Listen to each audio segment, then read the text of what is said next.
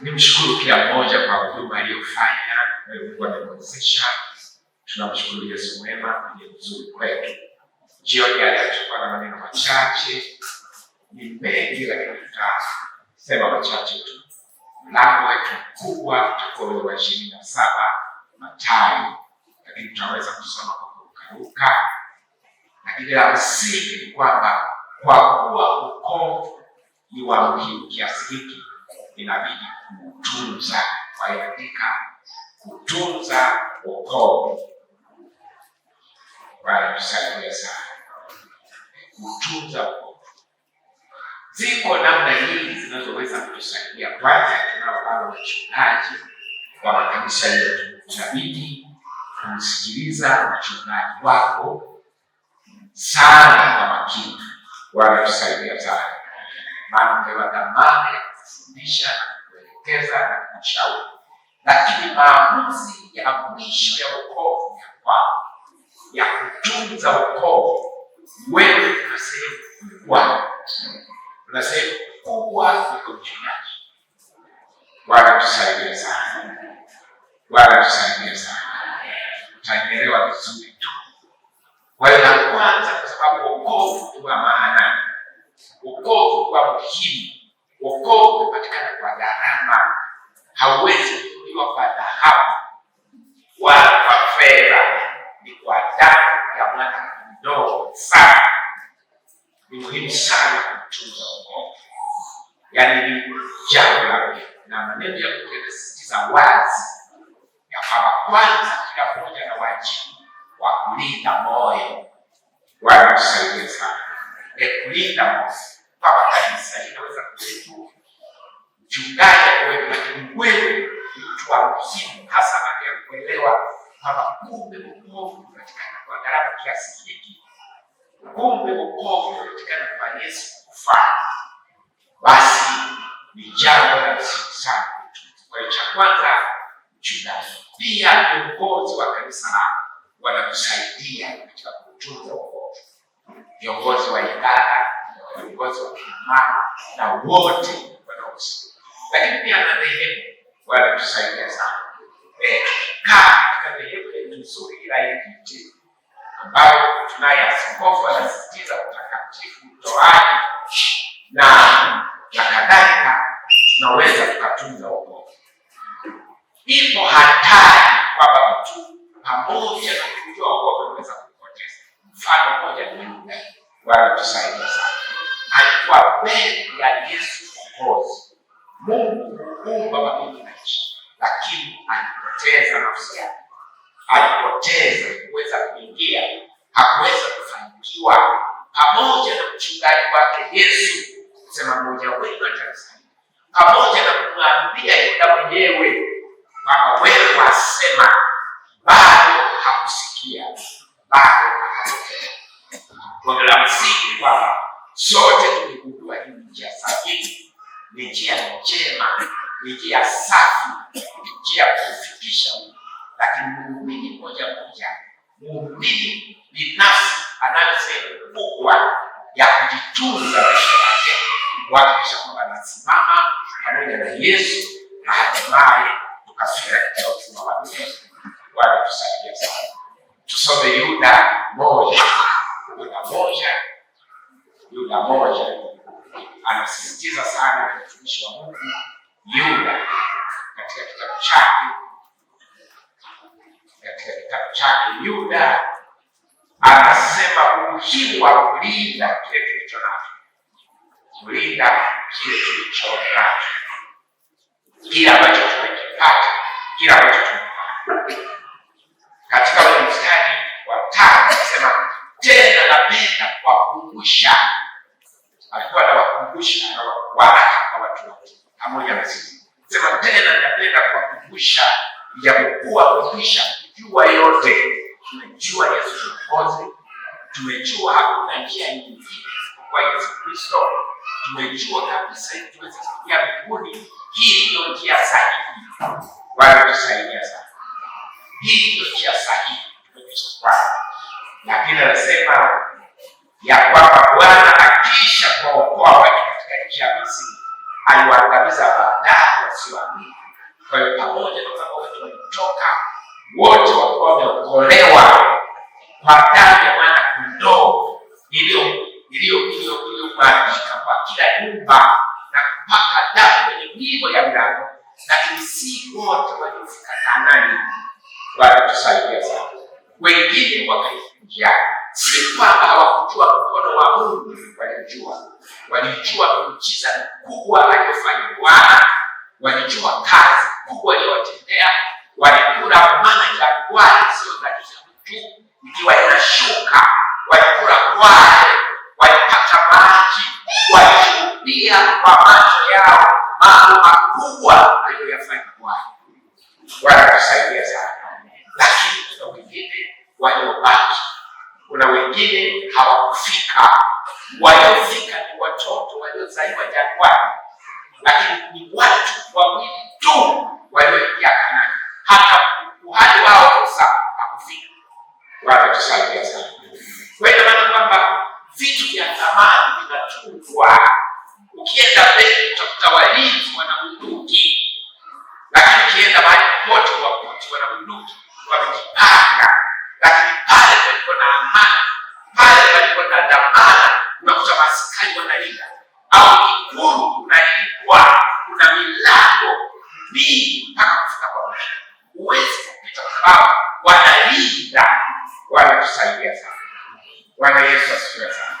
Kwa hiyo hali kadhalika wokovu tunapaswa kulinda na kanisa kama taasisi wanajitahidi kwa upande wao. Tunao maaskofu wanasimamia imani, wanalinda imani katika kanisa, kwamba watu wasifundishe upotofu, lakini mshirika mmoja ana dhamana kubwa. Wanatusaidia sana kulinda maisha yao, kuyatunza maisha yao, ya kwamba nimekubali Yesu, nimepokea kitu cha thamani ambacho siwezi kukipata popote kwenye duka, kinapatikana kwa Mungu mwenye enzi na mamlaka. Kwa hiyo tunahitaji kutunza sana.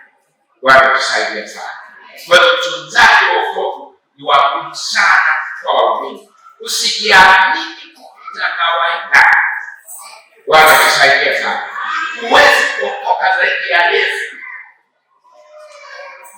Yaani kwamba sikiliza maonyo ili uwe salama. Sikiliza maelekezo ili ucheleweshe katika safari ya kwenda mbinguni. Wanatusaidia sana. Hivi inasema mkiwaangalia sana waliowatangulia, ukiangalia sana mwenendo wao na mwisho wao, ili kwamba na ninyi uweze kuwa salama katika njia ya kufika mbinguni. Walipotunza maisha yako ni jambo za kutakayeingia mbinguni ni wewe, nafsi yako. Mwili huu hauendi mbinguni, mwili wako huu hautaenda, lakini nafsi yako, roho yako ndio itasimama kwa Bwana jehanamu. Mwili huu hautashika, utabaki mzovwe kama mili mingine ya ndugu zetu ilipolala hapo, iko pale mili imeoza, lakini nafsi zetu zitarudi kwa Mungu. Kwa hiyo ni muhimu mno kila Mkristo kuyalinda maisha yake, kuyatembea katika wokovu wake akijilinda kwake, kwa sababu wokovu ni wa muhimu, wa thamani, kama ambavyo tumesoma katika maandiko. Ndugu zetu wa Victory wameipa ujumbe kwamba Yesu alisulubiwa bila makosa. Wakati tumetafakari kweli, hukumu za duniani hazina haki. Yaani ukiona wale walikuwa na hukumu Yesu haikuwa na haki. Yaani hukumu ya Yesu ilikuwa na haki. Wamemwadhibu hana makosa kabisa. Hata yule watu waliompelekea anasema mbona mimi sioni hatia, lakini mwisho anamwambia nifanye nini na huyu Yesu? Ni mwenye maamuzi. Ana maamuzi wake. Anahukumu Yesu wamempelekea kwake. Alafu anawauliza, sasa mimi nifanye nini? Maana watu wanapiga makelele kwamba asulubiwe. Anasema ni ubaya gani? Wanatusaidia sana. Ni ubaya gani ambao wametenda? Tena mimi ninasema alijua wamemtoa kwa ushuhuda. Ni wale sababu huyu mtu hana makosa. Ila hawa wenye dini yao, dini zina matatizo, dini zina shida, dini zina upofu. Vita vya dini havileti usalama kwa roho za watu. Vita vya dini vinaua watu kidogo. Kwa hiyo na hao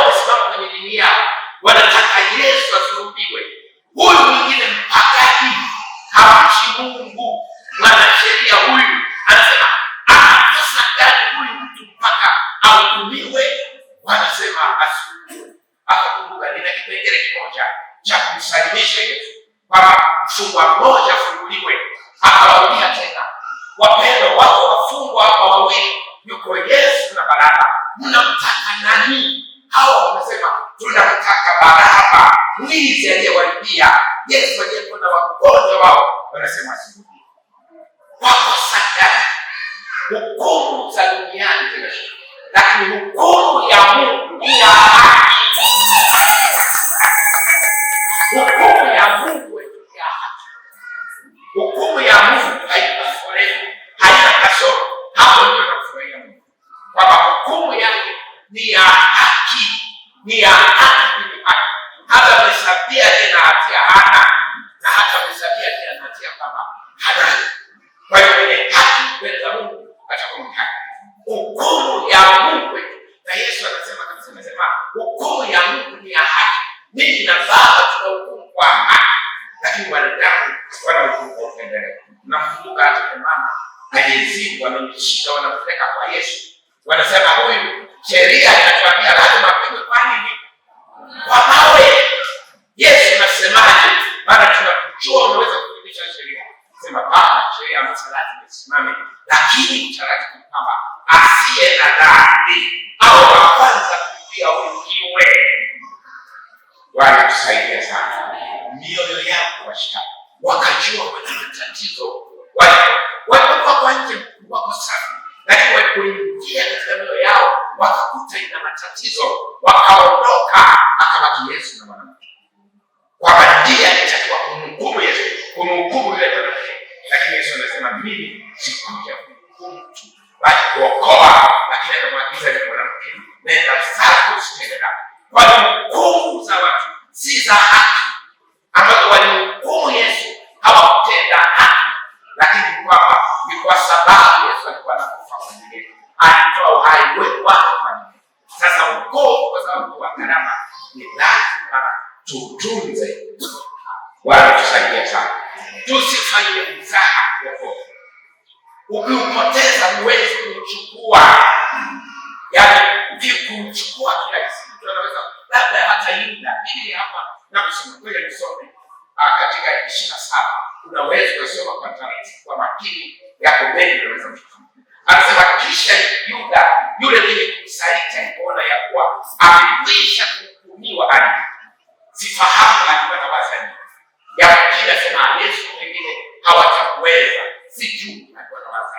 Usicheze na dhambi, usicheze dhambi ukidhani uko salama. Hapana, dhambi haiogopi mtu, haiogopi shirika, haiogopi mchungaji.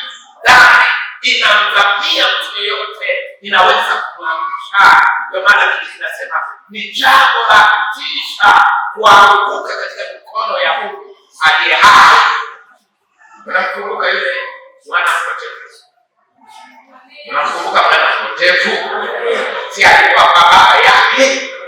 Kwa baba yake kulikuwa salama, lakini akasema mimi Bwana baba yangu kunigawia. Kwa hiyo Mungu hawezi kunyamazisha utashi wako. Wewe una sehemu, wewe una maamuzi, wewe una la kuamua kuhusu Yesu, kwamba mimi kwa sababu nimemfuata Yesu nitamfuata kwa haki. Lakini ukifanya tofauti, hata kufunga kama Mungu hakufungwa, kama yule mwana mpotevu hakurudishwa na baba yake, alikuwa na maamuzi yake. Bwana tusaidie sana, Bwana tusaidie sana. Alikuwa na maamuzi. Kwa hiyo Mungu anaheshimu uamuzi wake. Kama mtu akiamua kumfuata Mungu, Mungu anaheshimu uamuzi wake. Mtu akiamua kutoka kwa Mungu, Mungu atamwonya na kutumia watumishi wake. Atasema nao, atawaeleza, watakushauri, wazee watakushauri, washirika wenzako. Bwana tusaidie sana. Kwa hiyo ni vizuri kusikiliza, ni vizuri kutembea kwa makini katika wokovu wa gharama tuliopata. Tutunze kuliko nguo zetu, tutunze kuliko fedha tulizo nazo, tutunze kuliko nyumba zetu tunazofahakia, lakini na mioyo yetu je, tufahamu. Bwana tusaidie sana. Biblia inasema kwamba Angalia, mtu asinyang'anye taji yako, mtu asinyang'anye nao uzima wa milele. Umemwamini Yesu, uko kwenye njia, uko salama, lakini ni lazima utembee katika njia hiyo. Ni lazima udumu katika njia hiyo. Ni lazima ung'ang'anie katika njia hiyo. Ni lazima uvumilie katika njia hiyo. Maana majaribu yapo, shida zipo, dhiki zipo. Wanafunzi wa Yesu waliuawa kasoro mmoja.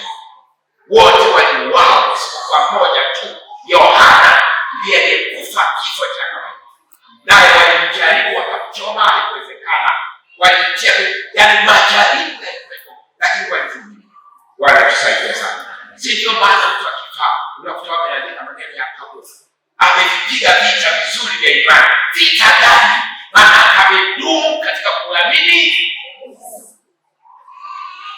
Nimevipiga vita, akasema Paulo. Nimevipiga vita vizuri vya imani. Imani nimeilinda. Wanatusaidia sana. Nimeilinda imani yangu ya kumwamini Yesu kama Bwana na Mwokozi wangu. Nimeng'ang'ania, sijarudishwa nyuma na dunia, sijarudishwa nyuma na dunia. Dunia haijanipoteza macho nikaifuata. Nimeikaa na dunia tangu nilipookoka, bado nimeng'ang'ania kuikaa na dunia, naendelea mbele. Wanatusaidia sana. Wanatusaidia. Lakini njia tumepata.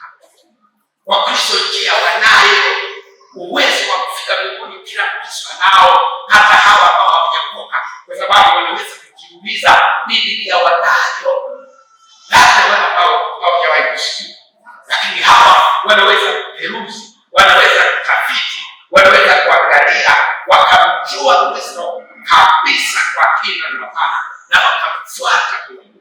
Alafu toshe, wana Roho Mtakatifu anayewaongoza, anayewashauri, anayewaelekeza, wanashi ndani mwao. Wakimsikiliza wanakuwa salama. Sasa Yuda amemsaliti Yesu. Biblia inasema akajuta kwa sababu dhambi inashawishi, lakini pia dhambi inaleta majuto. Kwa hiyo mtumishi wa Mungu aliyepewa vipande 30 vya fedha akidhania amefika. Biblia inasema kwamba alipoona Mwokozi amefungiwa kufa, na baada hakutarajia kufika huko, hakukusudia kufika huko, lakini ndipo amefikisha. Kwa hiyo Biblia inasema kwamba akawaendea wale waliompa fedha, akasema hivi, akajuta, akawarudishia wakuu wa makuhani vile vipande 30 vya fedha, akasema nalikosa nilipoisaliti damu isiyo na hatia. Yani anajutia, nilikosa, lakini toba yake amechelewa. Wale wanamwambia Bwana, wakasema basi haya yatatupasa nini sisi? Au hawajali yatatupasa nini sisi? Yaangalie hayo wewe mwenyewe. Wanatusaidia sana. Hawakuwa na msaada. Hawakuwa na msaada kabisa. Anasema akachukua vile vipande vyake akatupa ndani ya kikapu. Na wale wakavitoa, wakasema havitakiwi kuwa kwenye sadaka. Sheria wanajua sheria, lakini hawawezi kumkubali Yesu kama Bwana na Mwokozi wao.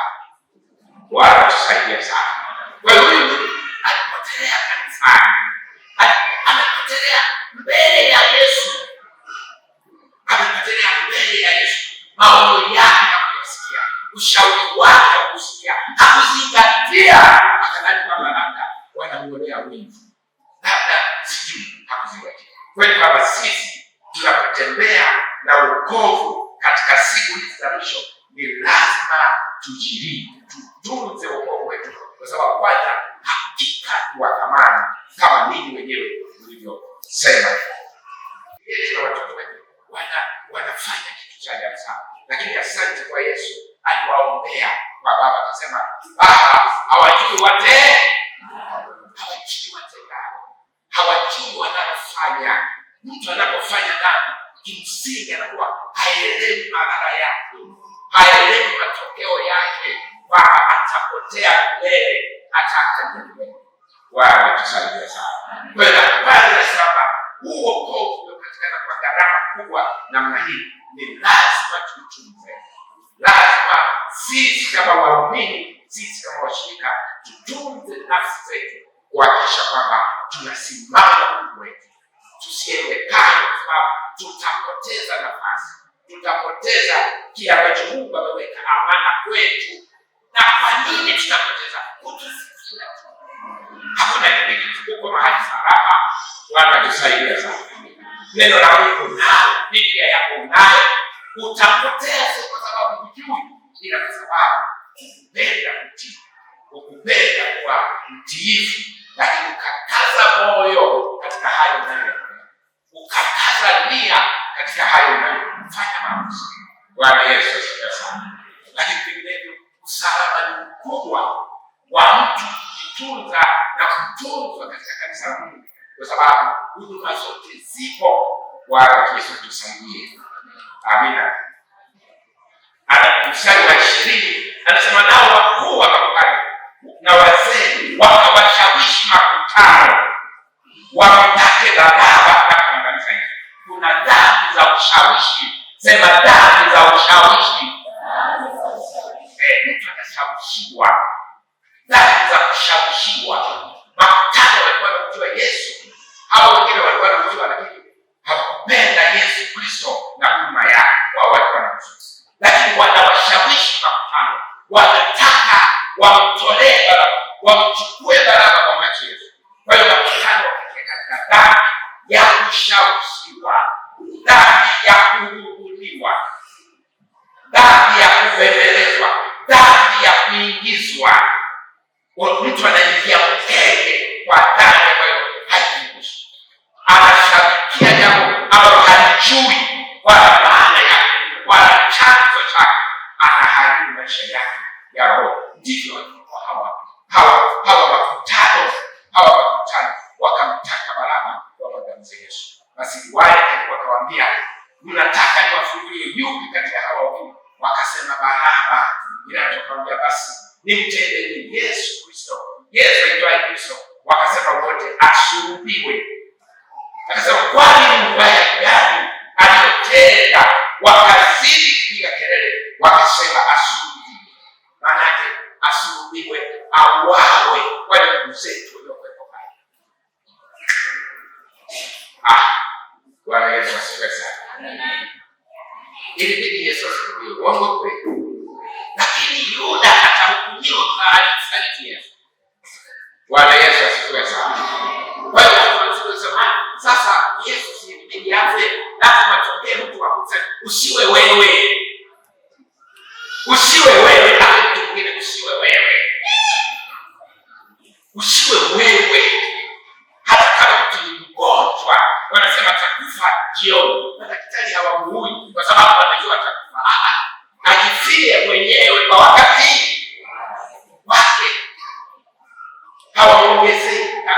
Hata kama Mungu alipenda Yesu atakufanya, lakini hakuwa wajibu alipofanya tena wokovu wake. Bwana tusaidie sana. Kwa hiyo wewe usiwe chini, wewe usiwe chanzo, wewe usiwe mwanzo. Bwana tusaidie sana. Hata kama hayo yalikuwepo, kama tunavyosema katika Matendo ya Mitume 4, kama Bwana ulitenda kwa mkono wako makusudi yako. Lakini Petro wakati anahubiria, anawaambia ndugu zake, mlimkataa Yesu Bwana wa uzima. Anapohubiria siku ya Pentekoste, Bwana tusaidie sana, mkamkataa, mkamkubali yule Baraba. Biblia inasema mioyo yao ikachomwa.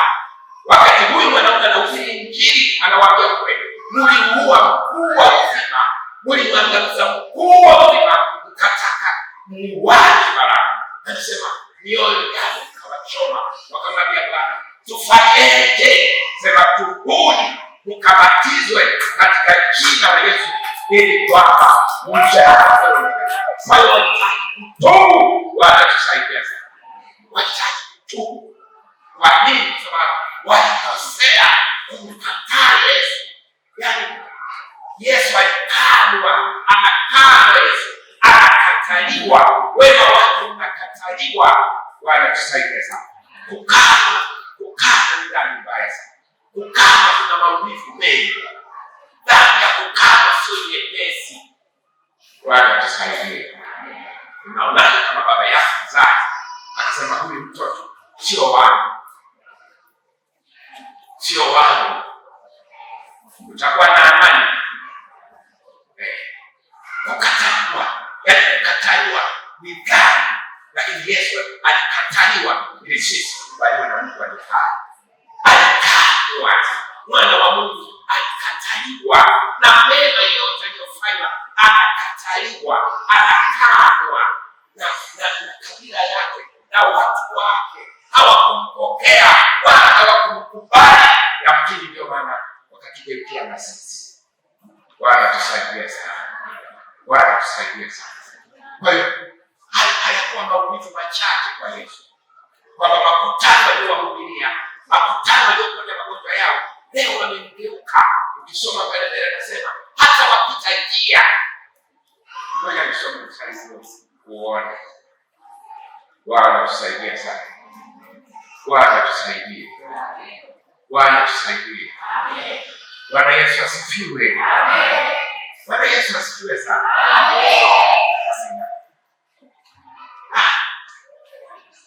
Mnajua mimi nawakumbusha, Bwana tusaidie sana.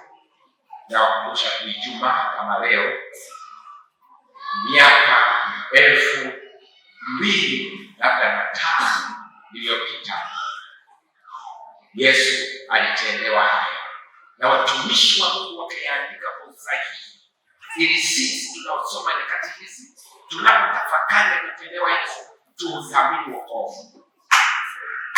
Bwana tusaidie sana. Tuushike wokovu, tusiucheze. Wokovu sio bure. Ni kweli ni bure kwa mtazamo, sio bure. Umenunuliwa kwa kifo. Kupona wazaliwa wa kwanza wa Misri, kondoo amekufa. Ni kweli mzaliwa wa kwanza alisikia vizuri kwa sababu alilala katika nyumba iliyopakwa damu, lakini damu imetolewa. Unaweza kupata damu bila kifo. Anasema damu hii kwa ajili ya ondoleo, labda unaweza kupata damu labda watoto wa damu waongezee tu, lakini damu ni mauti, maana yake mtu alikufa. Kwa hiyo wokovu tulionao si bure, sio bure, sio bure, hapana. Gharama yake ni kwa dhahabu wala fedha. Kwa hiyo kama ni lazima tutunze wokovu.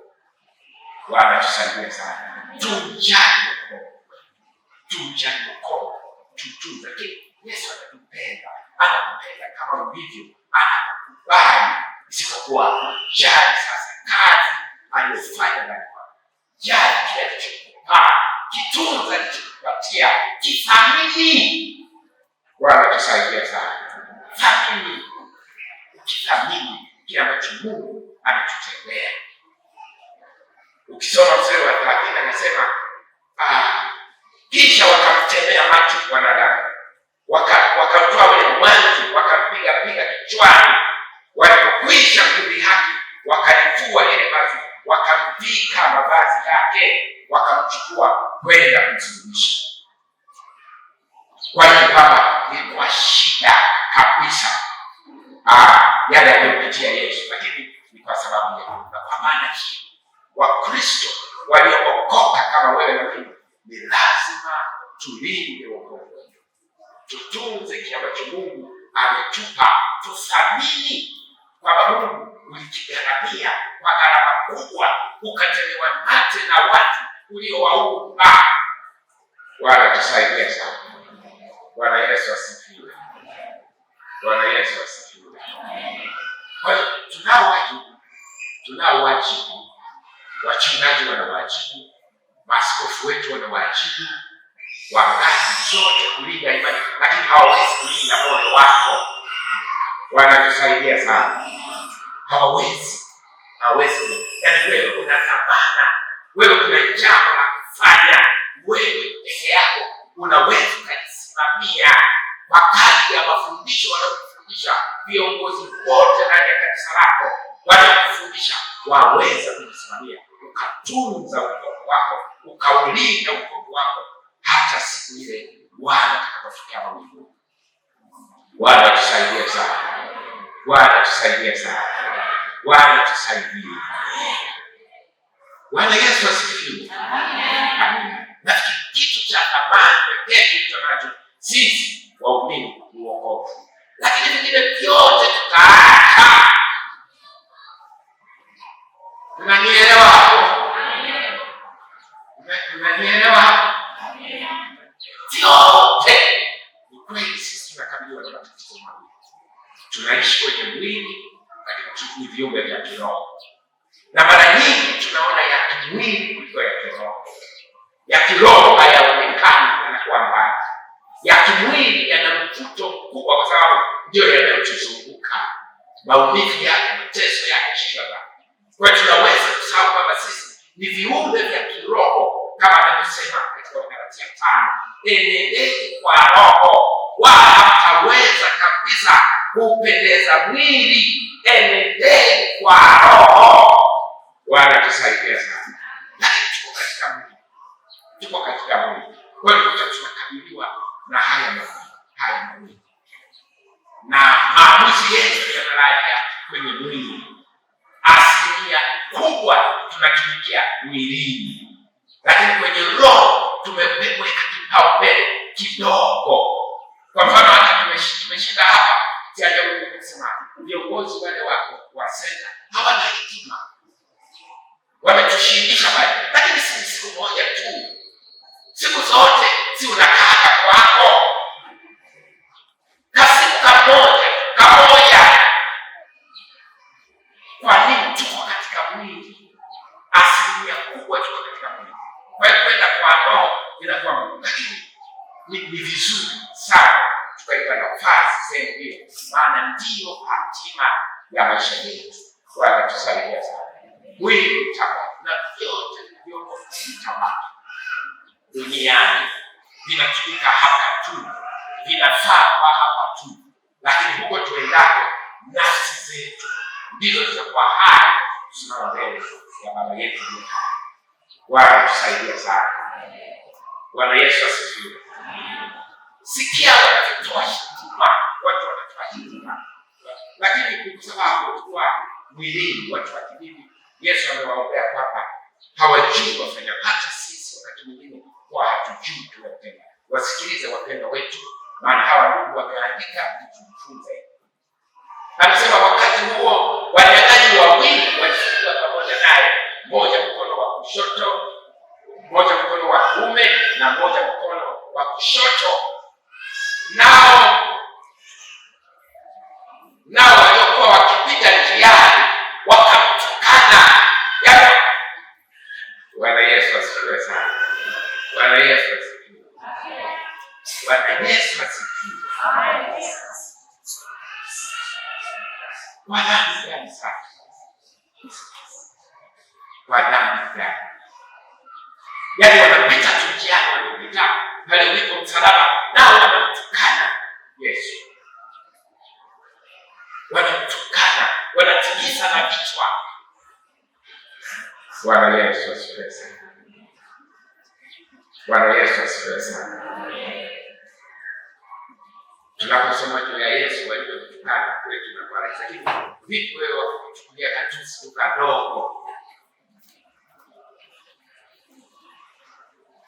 Unaweza kuacha kuja kanisani. Bwana tusaidie sana.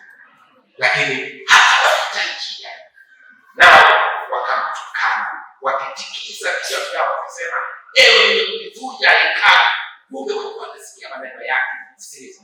Kumbe walikuwa wanaweka maneno yake moyoni, walikuwa wanaweka maneno ya Yesu aliyosema moyoni, walikuwa naye.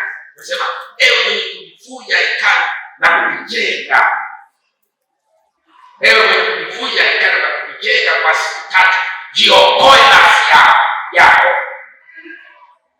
Ukiwa ndiwe mwana wa Mungu, shuka msalabani. Yesu alikuwa na ajenda ya kuokoa kupitia kufa. Hakuvamiwa. Bwana tusaidie sana. Alikuwa kazini, lakini hao wanatukana. Hawajui lengo la Yesu, hawajui ajenda ya Yesu, hawajui makusudi ya Yesu.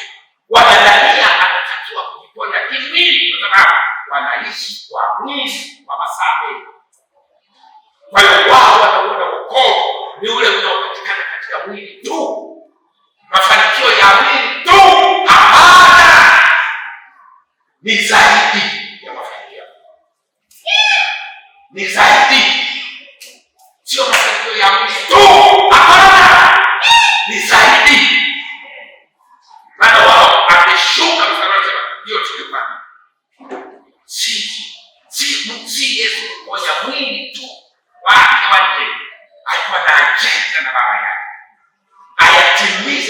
kusudi aliyoahidiwa tangu tunasoma katika Ufunuo. Anasema mwanakondoo aliyechinjwa kabla ya kuweka misingi ya ulimwengu. Inasema hiyo katika Ufunuo. Sasa nikamwona mwanakondoo amesimama kati ya kiti cha enzi na wale wenye haki. Aliyechinjwa, anaonekana kama amechinjwa, alichinjwa zamani katika mpango wa Mungu aliye hai. Kwa hiyo alikuwa na ajenda ya kufanya, alikuwa na jambo la kufanya. Ndivyo hata sisi tulivyo. Wanatusaidia sana. Ulimwengu unaweza kutucheka kwamba tumepitwa na wakati, lakini tuna ajenda, tuna kusudi ambayo sisi na Bwana tunayo ya kuingia katika uzima wa milele. Hatuwezi kuifurahisha dunia na tukamfurahisha Mungu. Hapana, hamjasoma kwamba mkiipenda dunia mnajifanya maadui wa Mungu. Wala tusaidia sana. Kwa hiyo lazima tuweke duniani, lazima tuweke uwiano mzuri kwamba hatumpotezi Mungu wetu tunapotembea katika Mungu. Hatupotezi wokovu ambao Yesu ametunulia kwa matusi, kwa kudhihakiwa na kadhalika, kwamba ni lazima tutunze wokovu kama wengine walivyotunza wokovu. Bwana tusaidie sana. Bwana Yesu asifiwe. Amina. Kwa hiyo ina maana walikuwa wanakataa kwamba si Bwana wa Mungu. Hata kile kibao alichoandika ni kama dhihaka kwamba huyu ni mfalme wa wewe. Yaani kama dhihaka. Maana wamejua Torati imeandikwa amelaaniwa mtu anayeandikwa kwa msalaba. Sasa Wayahudi watakuwaje na mfalme aliyelaaniwa? Kwa hiyo inasema yalikuwa ni mashtaka ambayo Herode alilazimisha kwamba mimi nililoandika nimeandika. Lakini ndivyo ilivyokuwa. Ni upuzi, lakini ni kweli. Ni mfalme wa Wayahudi. Haikatai. Hata kama yuko msalabani ni Bwana. Hata kama yuko ni Mungu, ni Mwana wa Mungu. Haiondolei heshima yake ya kuwa Mwana wa Mungu. Kwa hiyo hapa pendwa, Yesu anasema walikuwa wanatenda kujua. Bwana tusaidie sana. Wakasema mengi, lakini haya tuyaache. Ukija 45 anasema basi tangu saa 6 palikuwa na giza juu ya nchi yote hata saa 9. Na kama saa 9 Yesu akapaza sauti yake kwa nguvu akisema, Eloi, Eloi, lama sabakthani, yaani Mungu wangu, Mungu wangu, mbona umeniacha? Kwa hiyo hata Mungu Baba alimwacha Yesu kwa kipindi kile. Bwana tusaidie sana. Ni makosa yetu. Kwa hiyo inabidi tufanye bidii na sisi kukaa na Mungu wetu, kuthamini alichotutendea. Bwana Yesu asifiwe sana. Kukipa umuhimu alichotufanyia kwamba ni jambo kuu. Niligharimu maisha yake. Niligharimu kabisa maisha yake yote ya dunia. Aliishi kama maskini. Alitembea kama si Mwana wa Mungu ili sisi tuokolewe. Sasa sisi tukiitikia kwa kukubali wokovu wetu vema na kukubali wokozi na kumfuata kwa ukamilifu, tutatenda jambo lililo kuu katika maisha yetu.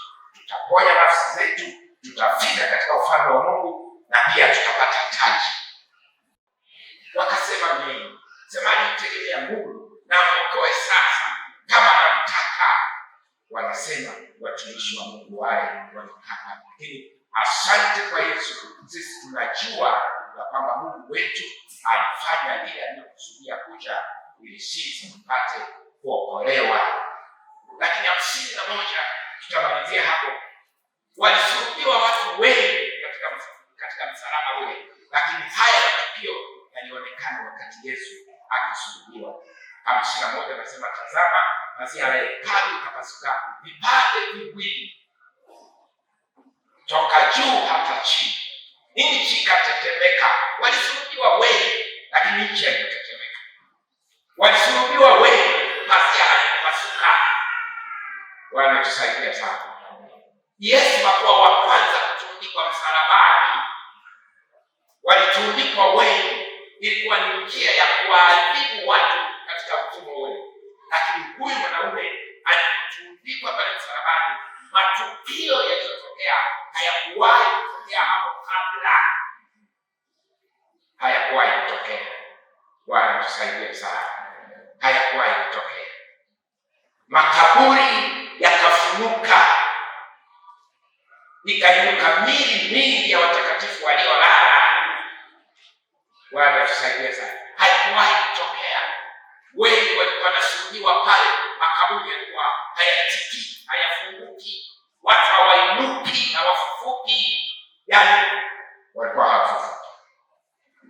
Bwana tusaidia sana. Bwana tusaidia sana. Nao wakisha kutoka makaburini mwao baada ya kufuka kwake, wakaingia katika mji mtakatifu, wakawatokea wengi. Bwana Yesu asifiwe sana. Bwana Yesu asifiwe sana. Sikiliza upili wa yule akida 54. Anasema basi yule akida na hao walikuwa pamoja naye wakimlinda Yesu, walipoona tetemeko la nchi na mambo yaliyofanyika, wakaogopa sana, wakisema hakika huyu alikuwa mwana wa. Lakini kile kwa kuchelewa, yaani wanatambua makosa yameshafanyika, wanatambua kumekwisha kuwa jioni, yaani ndio anatambua kwamba hakika huyu alikuwa ni Bwana wa huyu. Anamkiri Yesu katika kifo chake. Kwa hiyo Yesu akathibitisha ukuu wake na ukuu wake katika mauti yake, akadhihirisha ya kwamba alikuwa ni Bwana. Na huyu mpendwa anatuhakikisha kwamba hakika Yesu Kristo ni Bwana wa Mungu. Bwana tusaidie sana. Bwana Yesu asifiwe sana. Lakini alipitia hayo ili sisi tukombolewe. Sasa tunayo kazi moja tu, kutunza wokovu wetu. Bwana Yesu asifiwe sana. Tunza wokovu wako, tunza maisha yako. Wokovu sio fasheni, wokovu sio fasheni, wokovu sio vazi, wokovu sio mahali kusema na mimi ninaabudu pale. Wokovu ni halisi, ni kwamba mtu anaokoka, anageuka, alikuwa mwenye dhambi, anakuwa mtakatifu. Wokovu sio chama, sisi sio chama. Aliendani ya kanisa la Mungu lazima wameokoka, si vinginevyo. Hakuna watu wa dini humu hawamo. Hata kama askofu wa Kanda alipokuwa anatuhubiria, anatuambia halmashauri ya Kanda, akasema mimi sitaki dini katika Kanda hii. Kanda zingine nazipotee, lakini Kanda hii wafike kwa Jehova aliye hai. Akasema Kanda zingine nazipotee, hakutaki dini. Wanatakiwa watu waliomkiri Yesu na kumpokea, waliodhamiria kuingia Yerusalemu. Unanielewa? Watu waliokoka, waliofanya maamuzi ya kwenda mbinguni. Basi sio mmoja Yesu. Na ndio maana sisi tunabatiza watu wazima. Mchungaji alikuwa anabatiza anasema, wewe jina lako linaitwa John. John ni nani? John Mafilome. Anasema John Mafilome, kwa kuwa umemkiri Yesu kama Bwana na Mwokozi wa maisha yako, ninakubatiza kwa jina la Baba na Mwana na Roho Mtakatifu, kwa sababu umemkiri Yesu.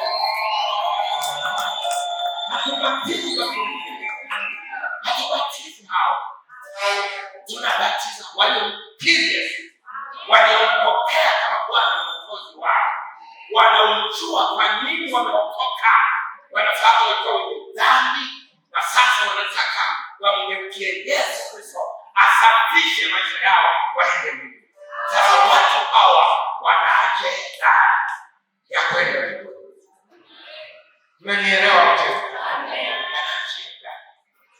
Wana ajenda wanaenda na wana kila lazima, wana mtakatifu, wana Biblia zao, wanazisoma, wana ibada. Kusoma mpango mkakati maadili ya washirika wa Nyekiti yanasema hivi: yako 7 maadili.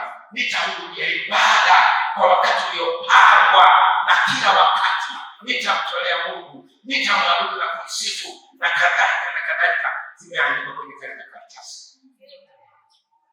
Bwana tusaidie sana. Ya mtu huyu ana lengo, mtu huyu ana nia ya kwenda mbinguni. Bwana tusaidie sana. Bwana tusaidie. Amekataa Shetani na kazi zake zote. Amekataa. Ameamua kwenda kutembea katika njia ya Baba. Bwana Yesu anasema, jitahidini kuingia katika mlango ule Baba, maana njia ni pana na wanaona ni kweli. Bwana tusaidia sana. Kwa hiyo sisi, Yesu ametuokoa wapendwa. Kuna dhambi, Yesu alichukua dhambi zako zote. Tembea sasa katika njia hii. Tembea katika njia hii ya wokovu. Jifunze kwa mtumishi wako uliowaweka. Amewaweka kwa wakati wao. Bwana tusaidia sana. Amewaweka na viongozi wengine wengi ndani ya kanisa. Amewaweka na washirika.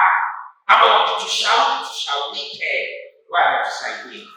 Ili tuende salama. Na nielewa mtume. Baada ya kutambua kwamba wokovu ni mkuu kiasi hiki. Unajua kwa Mashariki ya Kati. Kwa Mashariki ya Kati. Waislamu na watu hata Wayahudi wanaokoka kwa kwenda mbele. Yesu anaonekana kwao kwa dhahiri. Yaani, ndugu zangu, wanaokoka kwa kwenda mbele. Rabi mmoja anashuhudia akitaja kwamba ni rabi. Alikufa rabi. Akafika mtume anakuta mwanaume ana alama. Japo wanasema alikuta Yesu Kristo. Amerudi. Akamwambia, rudi kawaeleze wenzako wewe. Amerudi anaanza kuhubiri kwamba zamani aliyeko ni Yesu Kristo wa Nazareti aliye hai. Wenzako mzee naona hivi ndio kufa muda mfupi huu umechanganyikiwa. Tulia. Anasema siwezi kutulia. Haya tunayoeleza ukuli. Yule Yesu tunasema sio ndio mwenyewe.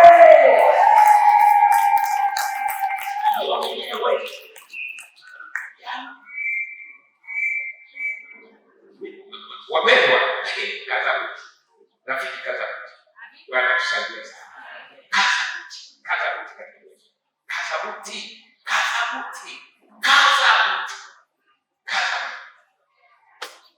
Yaani wanaokoka kwa kwenda mbele.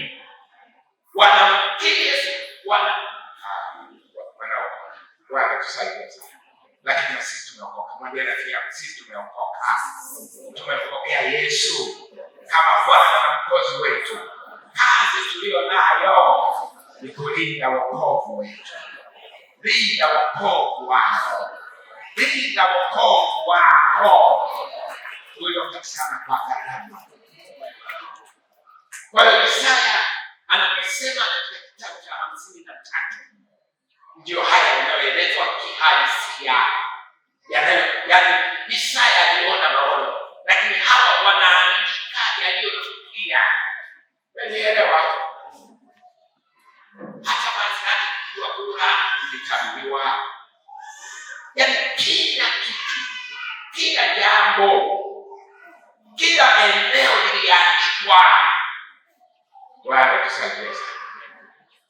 tusaidie sana. Kwa hiyo tembea katika njia yako kabisa.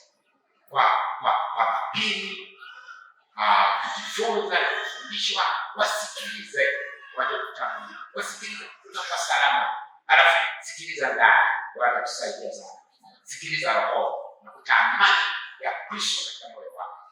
Lakini shetani asikurubuni kama wewe uko vizuri. Wewe huyo ni adui. Maadamu Yesu kama Bwana na Mwokozi, huna hatia, unayo haki kabisa. Umepewa vazi la wokovu, ila itunze basi. Bwana tusaidie sana. Bwana Yesu asifiwe. Bwana anajua. Asubuhi nimewaambia kwamba unaweza kusema mbona tuko hapa? Kweli Bwana tutakutazama. Labda naangalia katika wakanda.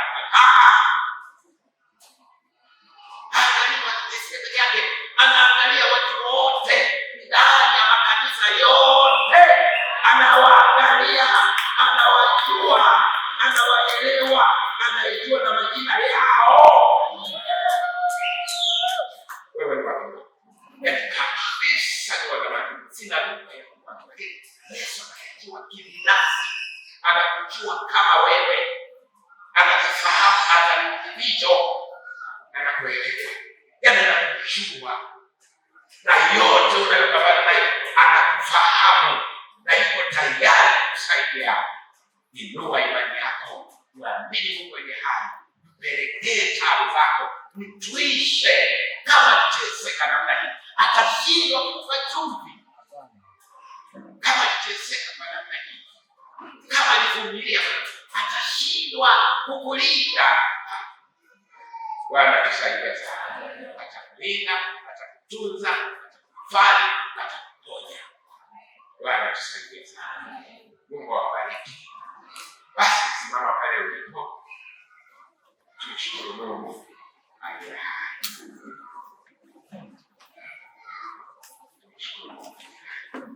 Ombi lako jioni ya leo, mwambie Mungu akusaidie kutembea katika njia aliyokupa ya wokovu. Tazame Mungu yotembea katika njia hiyo. Wala neno lake linasema hata tukiwa wajinga kiasi gani, hata kama hatuna elimu, lakini baadaye tunamkiri Yesu kama Bwana, hatutapotea katika njia ya wokovu. Roho Mtakatifu yuko ndani yako, yuko ndani ya maisha yako, anasema na kila siku, wala hawezi kuacha isipokuwa ukiacha kusikiliza. Ndio mwanzo wa kupotea.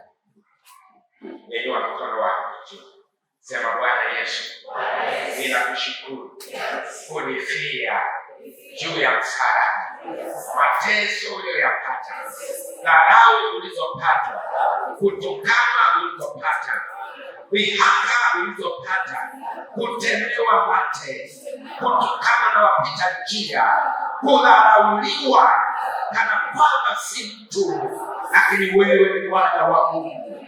Wewe ni Jehova, ulivumilia yote ili kunileta kwako.